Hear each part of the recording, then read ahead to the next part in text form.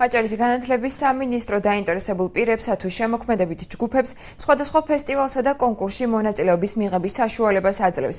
კონკურსი დღეიდან გამოცხადდა საქართველოსა თუ საერთაშორისო ფესტივალებში მონაწილეობის მსურველებისთვის ასაკობრივი შეზღუდვა არ იარსებებს. თუმცა კონკურსანტი აუცილებლად ავტონომიურ რესპუბლიკაში რეგისტრირებული პირი უნდა იყოს. განაცხადების მიღება ყოველ თვეში წლის ბოლომდე იწარმოებს. გამარჯვებულებს 7-კაციანი კომისია გამოავლენს, რომელიც ხელოვანებით არასამთავრობო ორგანიზაციებისა და სამინისტროს თანამშრომლებით იქნება დაკომპლექტებული.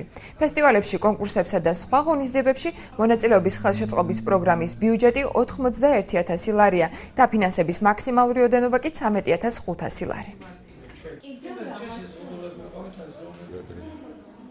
მოთხოვნები ხშირი არის გასტროლებზე, საზღვარგარეთ მიდიან მოსწავლეები ჩვენი მუსიკალური სკოლის თუ ფოლკლორული თუ სხვადასხვა ჯგუფების და აი აქედან საშუალება იქნება უფრო ყურადღება გამახვილდება, რა თქმა უნდა, ხარისხზე, როგორი ხარისხის და რა შედეგებით იქნება ეს ღონისძიებები და ეს ფესტივალები თუ სხვადასხვა აქტივობები. მიზანი, რა თქმა უნდა, არის